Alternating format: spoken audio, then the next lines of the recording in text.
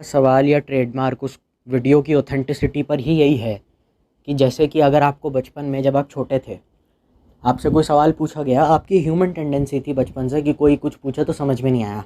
School में कुछ बच्चे नहीं बोल पाते, मैम समझ में नहीं आया वापस समझा दो। कॉलेज में ये होता है, होम ट्यूशन जो पर्सनल होती है, कोचिंग में भी आप ये बोलते हो सर वापस से ही समझा दो, है ना। तो अगर कोई इंटरव्यूअर आपसे सवाल पूछ रहा है कि क्या आप ये बता सकते हैं, दो तरीके के सवाल पूछता है एक इंटरव्यूअर से। एक तो वो जो खुद पूछना चाहता है अपने कन्वीनियंस के लिए, खुद को सेटिस्फाई करने के लिए, जिनके जवाब उनको चाहिए ऑन द स्पॉट बिना किसी बदतमीज़ी के, and he will be raw and crisp and clear कि मुझे इसका जवाब चाहिए, मतलब चाहिए, ऑडियंस जाए भाड़ में, मुझे अपनी सेटिस्फैक्शन के लिए चाहिए। दूसरा ये कि जो ऑडियंस का सवाल था तो स्टार्ट में मेंशन कर देता है, ऑडियंस का सवाल था आप ऐसे क्यों करते हो, आपने शादी क्यों नहीं करी, तो जवाब देता है। लेकिन आपके मन में कभी इंटरव्यूअर वो सवाल क्यों पूछ रहा है? क्योंकि वो जानना चाहता है सच। और इंटरव्यूअर को कभी कभार ना, तो ये सवाल कभी कोई उस बंदे से क्यों नहीं पूछा जाता जिसका इंटरव्यू हो रहा है। जैसे कि अगर आपने कुछ पूछा, कोई सवाल ऐसा पूछा गया जो आपको समझ में ही नहीं आ रहा है, ये ब्रह्मज्ञानी सब कैसे हो गए, ये सब गौतम बुद्ध हैं क्या, ये सब भगवान के बच्चे हैं, इनको सारे सवालों के जवाब पता होते हैं इंटरव्यूज़ में, ऐसा कैसे हो गया, कौन हो तुम, भगवान हो? बेसिक सवाल है तो समझ में आता है, आप कहाँ पैदा हुए, आपकी माँ का नाम क्या था, आपकी बहन का नाम क्या था, आपके घर वाले क्या करते हैं, वो सब ठीक है। लेकिन सवालों के क्वेश्चंस इतने हल्के होना, ऑडियंस का स्क्रिप्टेड होना, हर एक सवाल का जवाब एक इंटरव्यूअर को पता होना, जिसका इंटरव्यू है उसको भी पता है और इंटरव्यूअर को भी हर एक सवाल का जवाब पता है, ये सब उसको पता है। भगवान है क्या वो, उसे कैसे पता है सब? मतलब सवालों में कुछ झोल है, और अगर ऑडियंस भी गिनी चुनी बिहेव कर रही है तो ऑडियंस में भी झोल है। मतलब वीडियो ही नकली है, वो वीडियो सिर्फ उसकी इमेज बढ़ाने के लिए और एक के सब्सक्राइबर बढ़ाने के लिए किया जा रहा है। और किस लिए किया जा रहा है बताइए ना। आज तक मैंने कभी नहीं सुना किसी भी इंटरव्यू में, किसी भी पॉडकास्ट में, क्या मतलब समझ में नहीं आया, वापस से पूछो आप कहना क्या चाहते हो। मैंने ये कभी सुना ही नहीं किसी भी, ना कभी किसी इंटरव्यूअर ने ये बोला, ना कभी किसी जिस बंदे का इंटरव्यू लिया जा रहा है उसने नहीं पूछा, ना कभी उस शो के होस्ट ने बोला, ना कभी उस बंदे ने बोला जिसका इंटरव्यू लिया जा रहा है। मतलब ये भगवान के बच्चे हैं क्या? तुम बचपन से लेके आज तक 1000 बार पूछ रहे हो, मतलब समझ नहीं आया मम्मी समझा दो, पापा समझ नहीं आया, तुम बचपन से बोले जा रहे हो। और ये कल का लुक्खा जो साला एक कंट्रोवर्सी पे ढंग का रोस्ट वीडियो, अपनी एक कंट्रोवर्सी पे ढंग का रिप्लाई वीडियो तक नहीं निकाल सकता, he has the guts to be fluent in every question that has been asked on the spot by the audience, on the behalf of the audience and by the interviewer. ये सबका जवाब सही से दिया जा रहा है। और ये वो बंदा है जो खुद की एक कंट्रोवर्सी को ढंग से रिप्लाई करके एड्रेस तक नहीं कर सकता। ये भाई साहब स्टेज पर जा करके चुतियापा कर रहा है। तो तुम सबसे बड़े गधे हो कि तुमको पहले से ही पता होना चाहिए था कि सब कुछ नकली है। ये भगवान का बच्चा कैसे है, खुद की कंट्रोवर्सी है यूट्यूबर एड्रेस नहीं कर पाता, इसका नाम भी तुमने लिखा है पर मैंने जानबूझ के पढ़ नहीं रहा हूँ। ये खुद की कंट्रोवर्सी एड्रेस नहीं कर पाता, अगर एड्रेस करता है तो उसका कोई ढंग से रिप्लाई नहीं देता, इसकी खुद की ऑडियंस उसको गालियाँ दे रही होती है एंड में। He doesn't have the ability to justify his own crimes और हिज ओन मिस्टेक्स। ज़्यादातर लोग इंटरव्यू में यही करते हैं, they try to justify their own guilt, they try to justify their wrong deeds. सच बोलने वाले को तो वैसे भी इंटरव्यू में कोई बुलाएगा नहीं। रियल हिट में जब तरुण गिल का पॉडकास्ट हुआ था वो वही था कि सीधा पूछा भाई तू मैगी खाता है तो तुम मिसलीड ही तो कर रहे हो ऑडियंस को, तब उसने समझाया। अब उसका जवाब कैसा था तरुण गिल का, अच्छा है कि चूतिया है वो तुम्हारे ऊपर है। रियल हिट में वो जो बंदा पूछ रहा था ना तरुण गिल से, वो जानना चाहता था कि भाई देखो आप मिसलीड कर रहे हैं, आप गलत कर रहे हैं, क्षमा कीजिए सर पर आप गलत कर रहे हैं, आप गलत कर रहे हैं सर।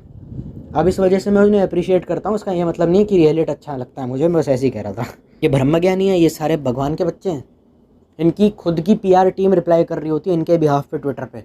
किसी बंदे से कोई बहस हो गई, किसी बंदे से कुछ पूछा गया क्या चल रहा है, तो बॉट्स होते हैं, सोशल मीडिया मैनेजर होता है जो उसके ट्विटर अकाउंट को खुद मैनेज करता है, तो उनके बिहाफ पे वो रिप्लाई करते हैं।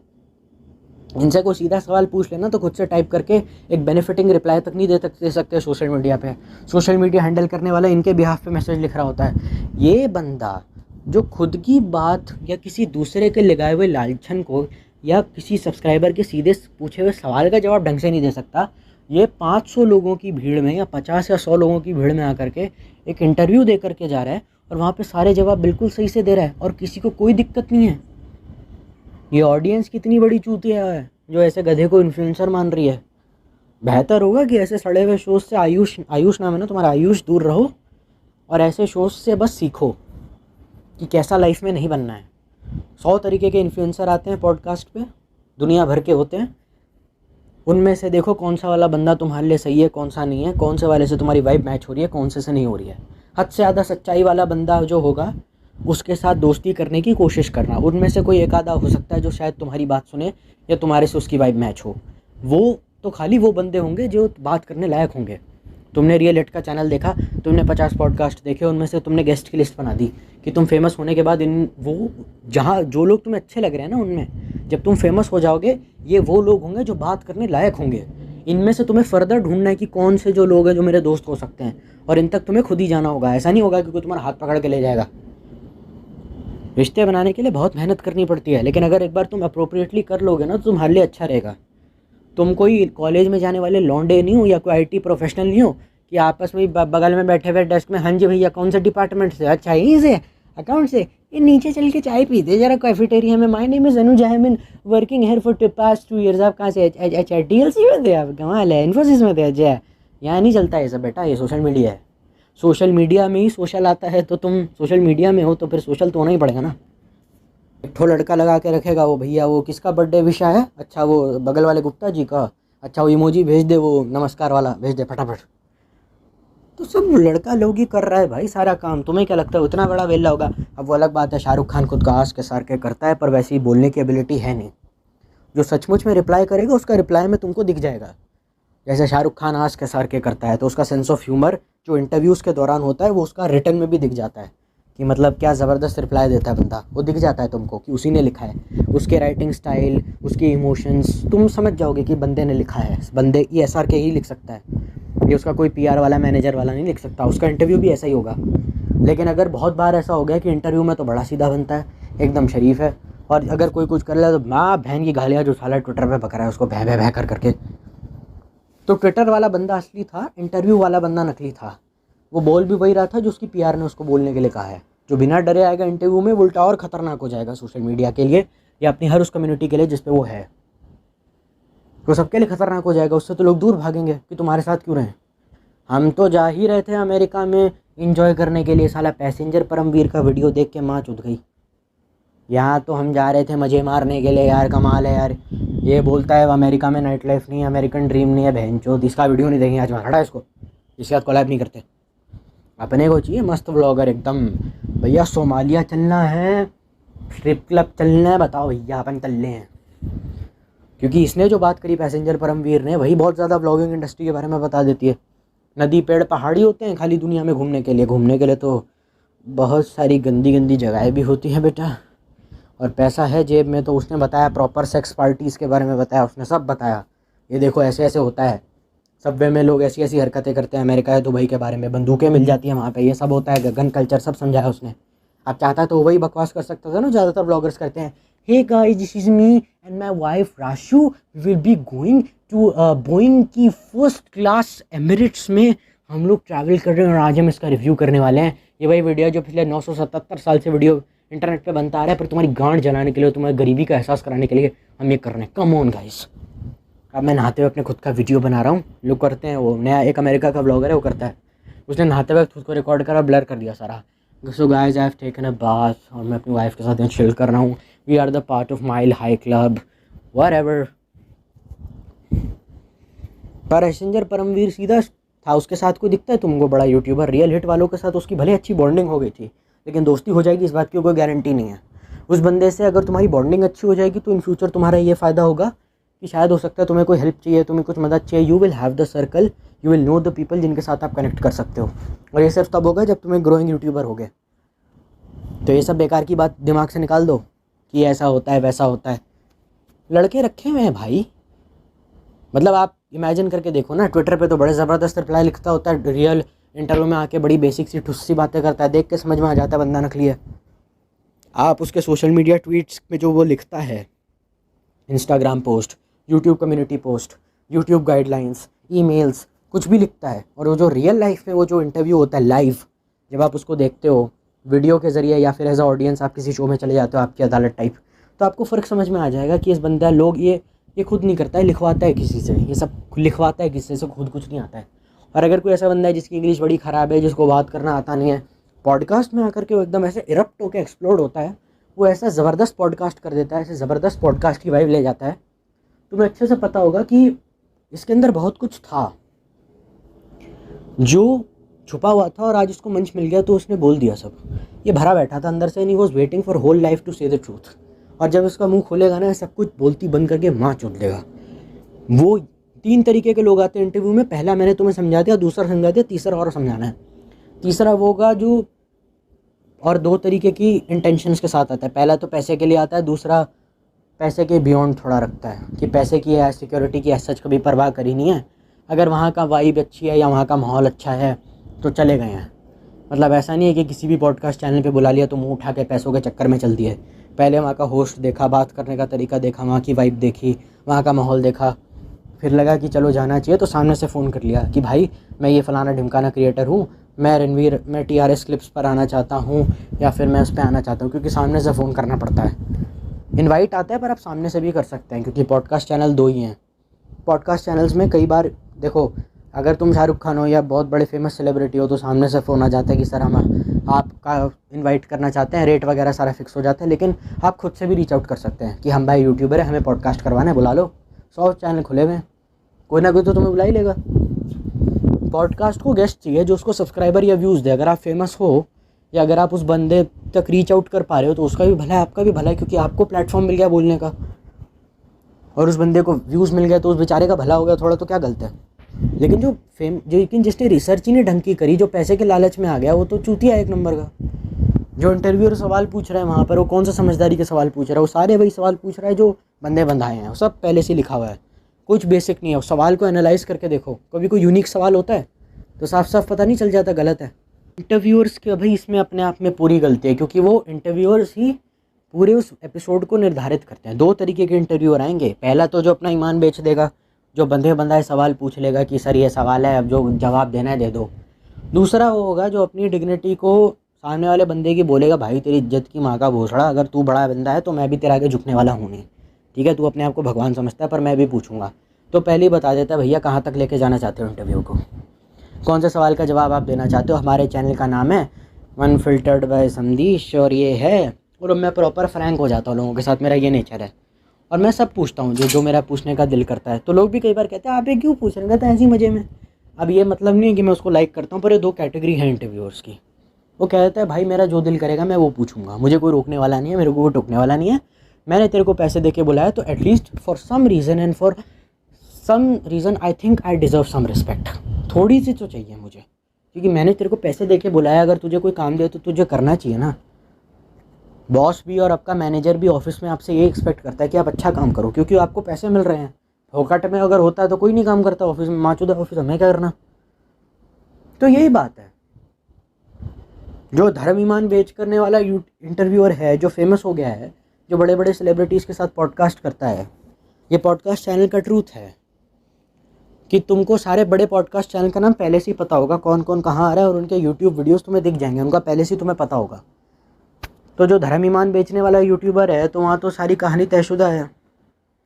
दोनों अगर 1 नंबर के लीचड़ हैं तो पूरी पॉडकास्ट में गंद मचा देंगे।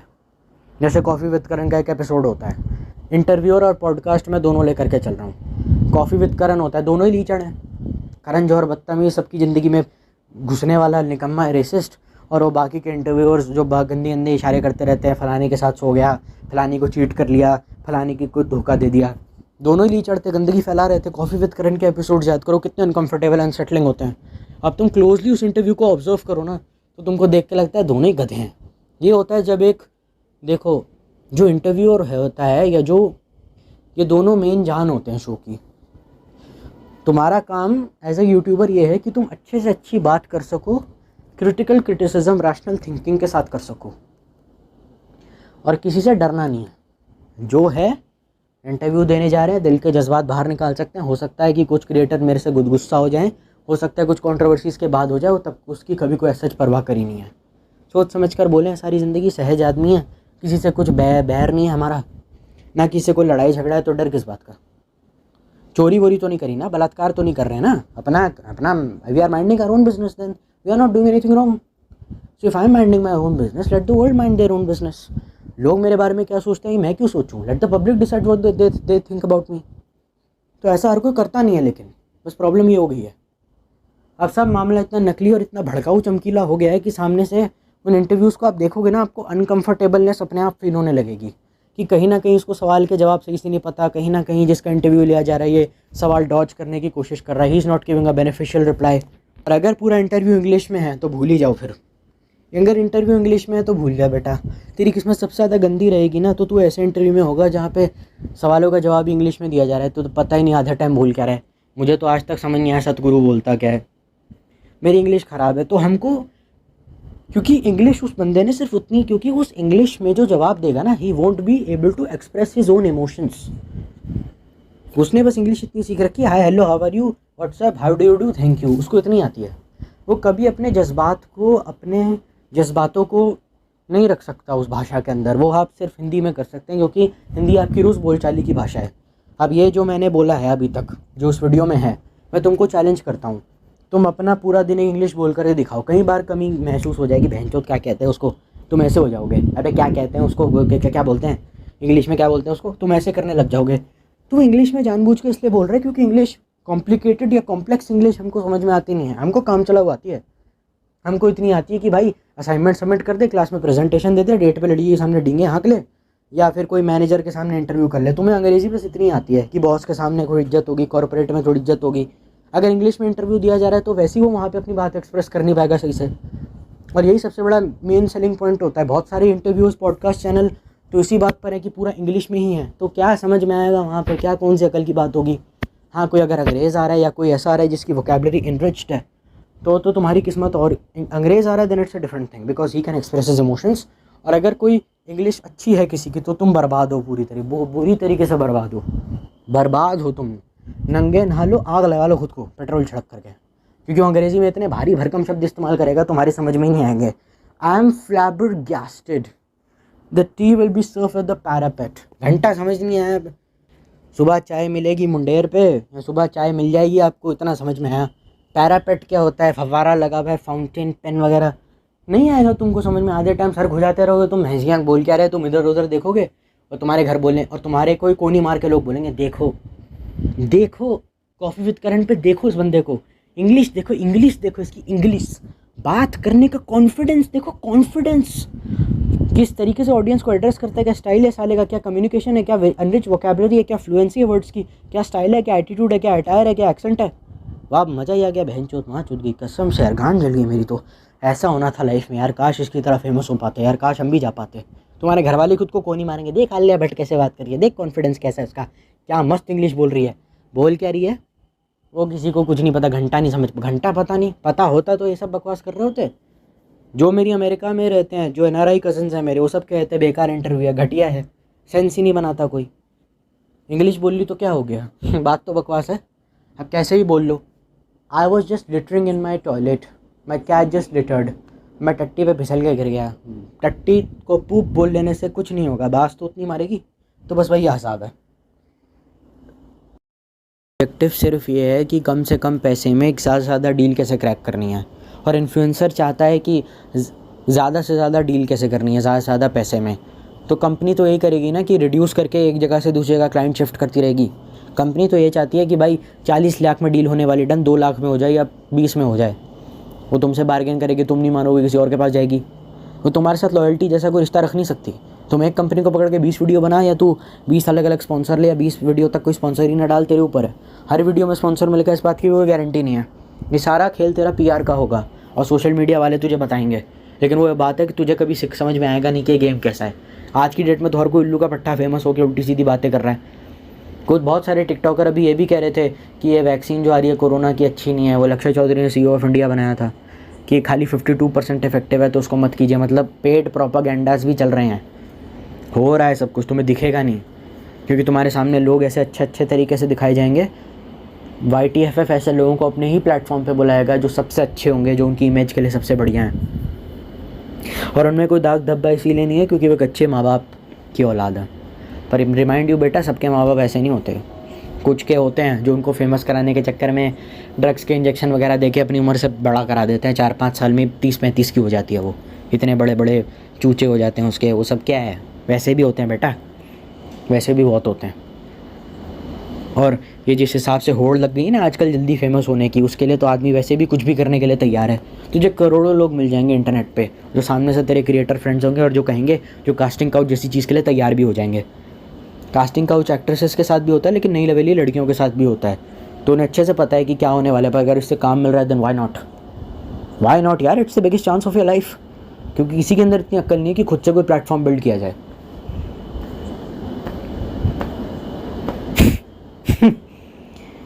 इतने साल हो गए पर हम भी साला अपने ही चाहने वालों को, जिन लोगों को हम रोज़ स्क्रीन पर देखते हैं, जहाँ कहीं भी देखते हैं, हम उन्हें समझने में आज भी असफल रहे। हमें आज तक समझ में नहीं आया कि हमारे साथ क्या गेम खेला जा रहा है, और हम चूतियों की तरह अपना मुंह मुस्कुरा करके सब कुछ एक्सेप्ट करते रहे, जैसे पता नहीं बहनचोद देवलोक से दिव्य वाणी हमारे ऊपर बरसाई जा रही है और हम चूतिए की तरह सुने जा रहे हैं। ठीक है भाई, तो फिर इतना ही कुछ था मेरे पास बोलने के लिए। अब ज़्यादा कुछ है नहीं मटेरियल मेरे पास, अब ज़्यादा बचा है नहीं इस टॉपिक पे बोलने के लिए। लाइक शेयर सब्सक्राइब अपने हिसाब से तुम लोग कर लेना। एम करता हूँ कम से कम 10 से 12 लाइक्स के लिए। इस वीडियो का मैं एक और सेकंड पार्ट लेकर आऊँगा अगर मुझे इस चीज़ों के ऊपर या किसी भी चीज़ के ऊपर और इन्फो मिलेगी। तो तब तक stay healthy, stay happy and stay safe. Bye.